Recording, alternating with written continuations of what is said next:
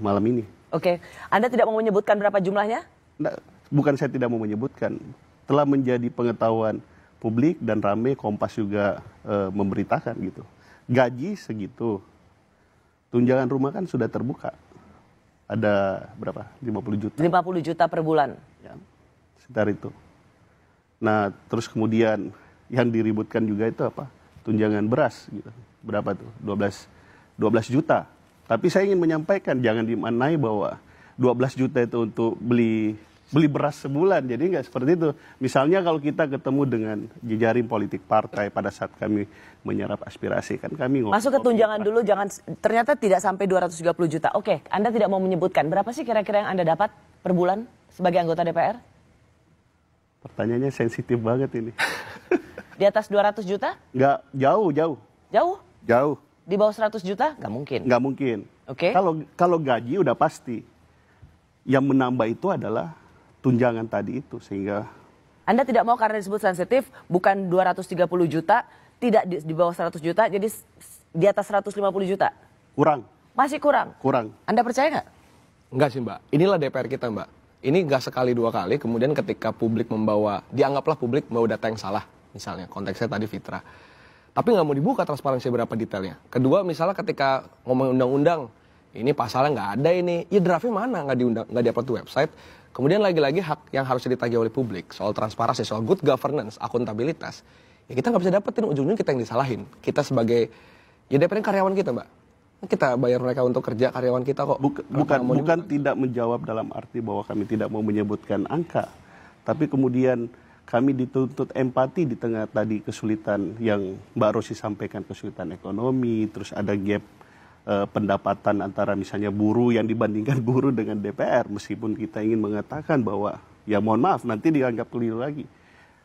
Perbandingan yang tidak, mohon maaf, apple to apple. Tidak sebanding? Tidak. Maksudnya antara gaji anggota DPR dengan buruh? Misalnya kan. Sebenarnya tidak apa-apa, tidak sama, karena bagaimanapun juga Anda wakil rakyat, Anda punya beban kerja yang jauh lebih besar, tetapi disparitasnya yang dianggap terlalu besar, dan itu kalau dibandingkan dengan anggota DPR atau wakil rakyat di negara-negara lain tidak sampai double digit seperti apa yang terjadi di Indonesia.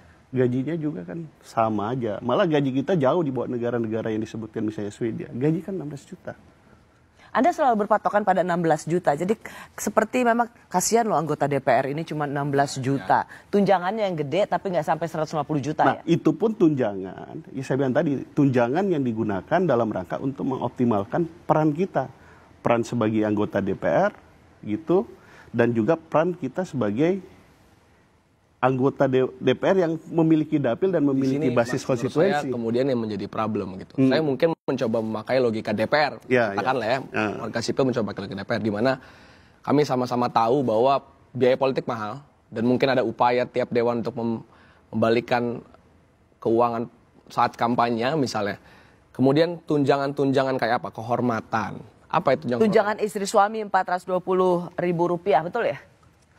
Tunjangan anak 160, uang sidang paket 2 juta, tunjangan jabatan 18 juta ketua, 15.600 wakil ketua, 9,7 anggota, tunjangan beras 12 juta, tunjangan kehormatan 6,9 untuk ketua, 6.450.000 untuk wakil ketua, 5,58 juta untuk anggota, tunjangan komunikasi 16 juta untuk wakil ketua juga, 15 juta untuk anggota. Jadi malah angka-angka itu aku malah bingung gitu, nggak sesuai dengan yang yang ditransfer. Enggak. Jauh. Kurang dari 150 juta tapi di atas 100. Tetapi itu adalah gabungan antara gaji dan tunjangan yang juga kami gunakan untuk kepentingan kami dalam menjalankan peran kami sebagai anggota DPR. Saya mau masuk sih Mbak. Ya. Bagi saya kemudian, satu tadi kita bicara transparansi, kalau memang tadi misalnya Mas Irawan mengatakan banyak anggota dewan yang misalnya menggunakan tunjangan beras itu bukan buat dia, tapi misalnya buat masyarakat. Ya artinya nggak transparan apa yang beredar di media sosial gitu. Harusnya jelaskan aja, ini tunjangan buat ngerawat basis, misalnya konstituen gitu. Biar kemudian nggak usah tunjangan kehormatan. Apa yang kemudian menjadi satu rasionalisasi gitu. Di tengah DPR-nya, misal dari 11 lembaga politik, sudah 10 urutan dari 11 gitu misalnya. Survei kepercayaan selalu paling rendah. Kedua bagi saya di luar transparansi Mbak, adalah mau kemudian sekarang detailnya apapun ya Mbak. Detailnya mau udah sampai detail sampai uang kasnya segala macam. Kalau saya tetap menolak hari ini DPR diberikan tunjangan besar. Kenapa Anda nolak? Karena performa DPR-nya yang belum baik. Nah itulah yang kami katakan bahwa penolakan publik atau diskursus publik, protes publik terhadap gaji dan tunjangan DPR itu tidak hanya mengenai soal nominal angka, tapi juga terkait dengan ekspektasinya terhadap kinerja DPR. Dan memang itu telah disadari oleh DPR bahwa salah satu tantangan terbesar kami adalah terkait dengan trust publik gitu. Itulah yang dibuat satu konsep di DPR. Kalau ada trust publik, seberapapun gaji DPR diberikan oleh negara, pasti masyarakat akan legowo. Persoalannya, naik sedikit apapun diberikan kepada anggota DPR, masyarakat itu nggak percaya. Karena memang tidak ada trust. Itu yang tadi dimaksudkan oleh Firjian. Itulah yang kemudian saya mengatakan bahwa ada dua hal sebenarnya yang terjadi kaitannya dengan trust publik ini. Satu, bahwa memang publik tidak mengikuti day to day apa yang dilakukan oleh DPR karena semua aksesnya terbuka, misalnya rapat-rapat dan lain sebagainya. Yang kedua adalah memang a priori sejak awal bahwa memang DPR tidak bisa, lembaga yang tidak bisa dipercaya. Ya, kalau saya mau masuk gini sih Mbak. Pertama, kalau memang banyak anggota DPR RI menyadari bahwa hari ini banyak yang belum perform sehingga gaji naik, tunjangan naik itu dikritisi, maka bukan cuma cukup sadar, tapi dia perlu ada pembenahan sistem. Perlu apa? Pembenahan sistem. Sesederhana ya, misalnya. Ini kita misalnya bicara soal KPI yang clear, semakin perform. Ini saya ingat, Mas. Kemarin misalnya saya baca datanya, tingkat kehadiran rapat paripurna, terus sampai 2025 ini 50%, paling tinggi 63%. Dikatakan, oh ya enggak, kita kan nggak rapat terus, kita kan di dapil segala macam.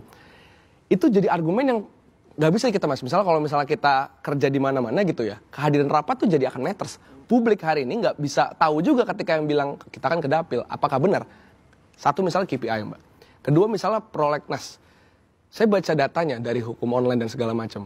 Misalnya dari tahun 2024 sebelumnya, itu prolegnas dalam jumlah produk undang-undangnya sedikit. Yang diundangkan 9 gitu. Undang-undang yang kemudian diinginkan publik seperti masyarakat hukum adat, PPRT, nunggak belasan tahun, perampasan aset. Tapi undang-undang yang ditolak masyarakat, disahkan diam-diam di hotel mewah, undang-undang TNI, Cipta Kerja, KPK, KUHP, IKN, BUMN, disahkan. Bagaimana publik kemudian tidak marah gitu. Makanya kalau misalnya tadi Mas Irawan bilang, ya ini karena publik nggak ngikutin. Karena banyak undang-undang yang harusnya bisa dilakukan dengan cepat, sesuai dengan apa yang menjadi aspirasi rakyat, itu justru tidak pernah dilakukan.